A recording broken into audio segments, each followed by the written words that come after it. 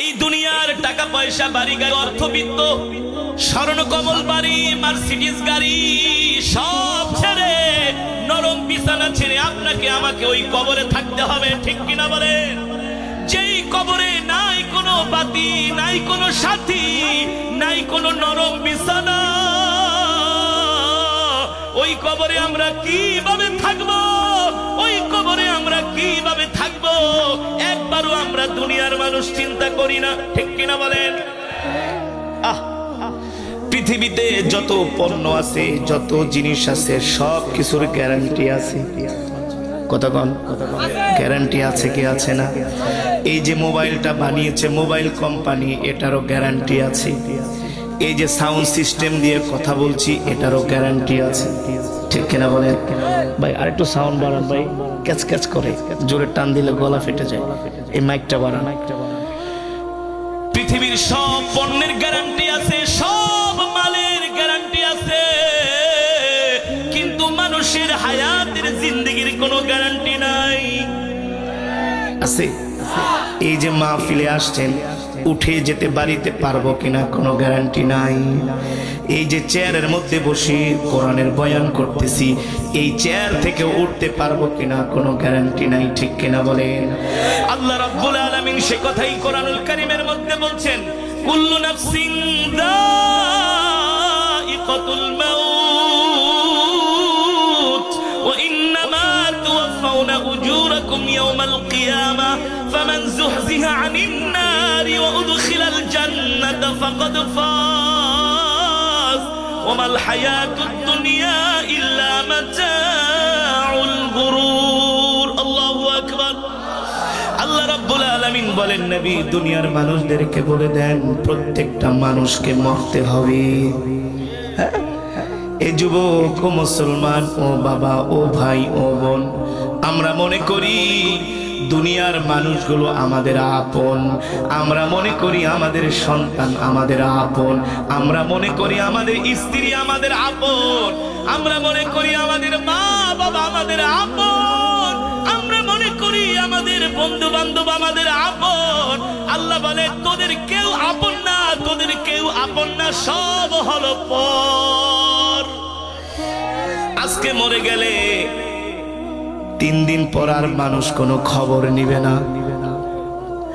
ওই কবরের বাঁশগুলো ভেঙে ভেঙে আপনার বুকের উপরে পড়বে, ঠিক কিনা বলেন? কবরের মাটিগুলো খসে খসে আপনার চেহারার উপরে পড়বে। আপনার সন্তানও খবর নিবে না, আত্মীয় স্বজনও খবর নিবে না। সর্বোচ্চ আপনার জন্য কিছু মানুষ 40 দিন পর্যন্ত কান্না করবে। কতদিন? তারপরে অটোমেটিক সবাই আপনাকে ভুলে যাবে, ঠিক কিনা বলেন? আর কবর এমন এক ঘর যেখানে কারো যাওয়ার ক্ষমতা নাই। আছে? বাবারও ক্ষমতা নাই, মায়েরও ক্ষমতা নাই, সন্তানেরও ক্ষমতা নাই, স্ত্রীরও ক্ষমতা নাই। কেউ ওই অন্ধকার কবরে যেতে পারবে না, কেউ সাথী হবে না, কেউ 2 পয়সার উপকার করতে পারবে না, ঠিক কিনা বলেন? কিন্তু মুসলমান, আল্লাহর কসম করে বলি, এতক্ষণ আমি আপনাদের সামনে যে কোরআন পড়লাম, এই যে কোরআন, এটার নাম কি? জোরে বলুন।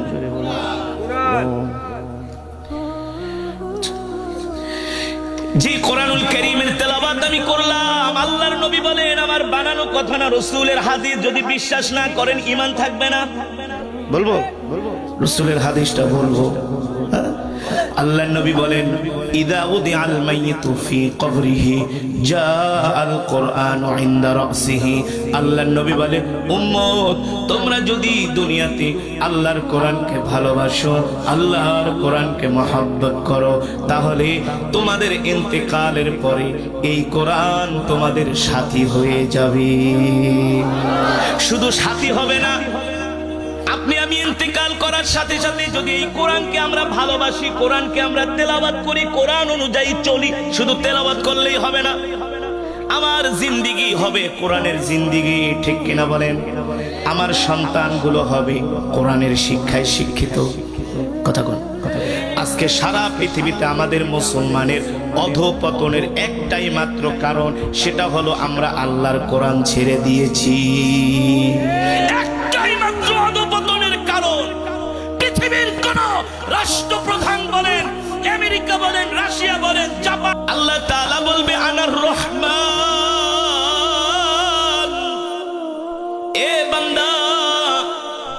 রহমান, আমি নিজেই আমি আমার কোরআন পড়তেছি, আল্লাহু আকবার। সেদিন আল্লাহ তাআলার জবানে জান্নাতীরা কোরআন শুনে জান্নাতের মধ্যে জালজালা পয়দা হয়ে যাবে, জান্নাতীরা আনন্দে আত্মহারা হয়ে যাবে। আরে জান্নাতীরা কেনই বা আনন্দে আত্মহারা হবেন না? সেই দিন আল্লাহ তাআলা জান্নাতীদের জন্য এমন আপ্যায়নের ব্যবস্থা করবে, এমন মেহমানদারির ব্যবস্থা করবে, আল্লাহু আকবার। সেই দিন প্রত্যেকটা জান্নাতীকে আল্লাহ তাআলা স্বর্ণের কুরসির মধ্যে বসতে দিবে, স্বর্ণের চেয়ারের মধ্যে আল্লাহ তাআলা বসতে দিবেন, সুবহানাল্লাহ বলেন। আল্লাহ তাআলা প্রত্যেকটা জান্নাতীকে এমন ভাবে সম্মানিত করবেন, আল্লাহ তাআলার নিয়ামত দেখে তারা আবেগ আপ্লুত হয়ে যাবে, আল্লাহু আকবার। সেই দিন রব তার কুদরতি জবানে সূরাতুর রহমানের তেলাওয়াত করবে, আর জান্নাতীরা প্রাণ ভরে সেই দিন আরশের মালিক আসমানের মালিকের জবানের কালাম শুনবে, আল্লাহু আকবার। ও মুসলমান, সেই দিন তারাই জান্নাতের মধ্যে আল্লাহ তাআলার কোরআন শুনতে পারবে যারা দুনিয়াতে বেশি বেশি বাংলা সিনেমা দেখেছে। হ্যাঁ, কি বলে, তারাই সেই দিন আল্লাহ তাআলার জবানে সূরাতুর রহমানের তেলাওয়াত শুনতে পারবে যারা দুনিয়াতে গান শুনতে শুনতে, খেলা দেখতে দেখতে নিজের জীবনটাকে পার করে দিছে। মসজিদের মিনার থেকে আজান হয়েছে, পাশেই মসজিদের পাশে চায়ের দোকানে বসে বসে চা খেয়েছে, অথচ কোরআনের আল্লাহ তাআলার ডাকে এসে আল্লাহর কদমে মসজিদে সেজদা দেয় নাই, ঠিক কিনা বলেন? অথবা আজকে কোরআনের মাহফিল হচ্ছে কি হচ্ছে না? আশেপাশে আওয়াজ যাচ্ছে কোরআনুল কারীমের তেলাওয়াতের আওয়াজ, এই আওয়াজ শুনেও অনেক মুসলমানের সন্তানেরা কোরআনের মাহফিলে আসে নাই। তারা সেই দিন আল্লাহর জবানে কোরআন শুনতে পারবে?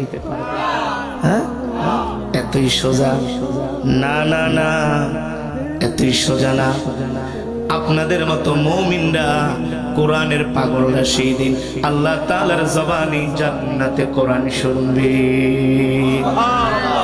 এই যে কোরআনের তেলাওয়াত হচ্ছে, অনেক মুসলমান এই কোরআনের আওয়াজ শুনে ঘাড় বেঁকা করে অন্যদিকে চলে যাচ্ছে।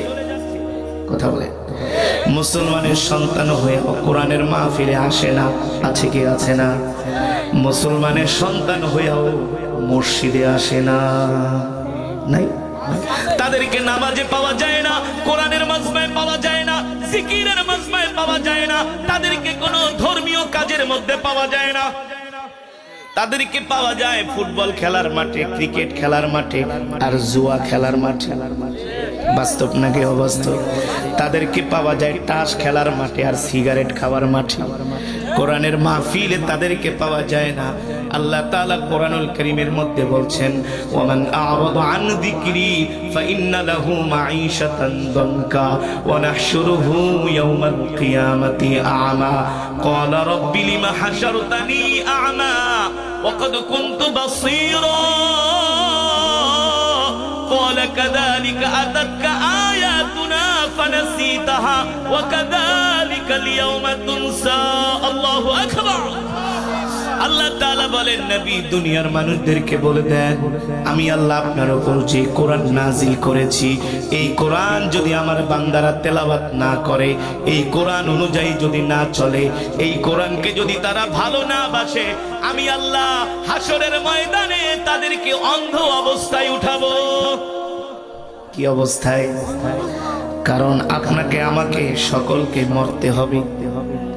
কেউ বাঁচতে পারবে? কেউ পারে নাই। পৃথিবীর ক্ষমতাধর ছিলেন ফেরাউন, 450 বছর রাজত্ব করছে, তারপরও টিকতে পারে নাই। সাদ্দাত বেহেশত বানাইছে, এক পা দিছে বেহেশতে আর এক পা দিছে জমিনে। পিছন থেকে এসে মালাকুল মউত খাপ করে তার জামার কালারে ধরছে। কই যাস, কই যাস? এ তুমি কে? বলে আনা মালাকুল মউত, আমি আজরাইল। আমি তো তোমার নাম শুনছি, আমার কাছে কেন আসছো? বলে তোর সময় শেষ। এত কষ্ট করে বেহেশতটা বানাইলাম, একটু ঘোরার সুযোগ দাও। মালাকুল মউত বলেন কোনো সুযোগ দেওয়া হবে না। ইদা জাআ আজালুহুম লা ইস্তাখিরুনা সাআতাও ওয়া লা ইস্তাকদিমুন। আল্লাহ তাআলা প্রত্যেকটা মানুষকে হায়াতের জিন্দেগীর একটা নির্ধারিত সময় দিয়ে পাঠিয়েছি। ঠিক কি না বলেন? কখন আপনার আমার মৃত্যু আসবে আমরা কেউ বলতে পারি না। পারি?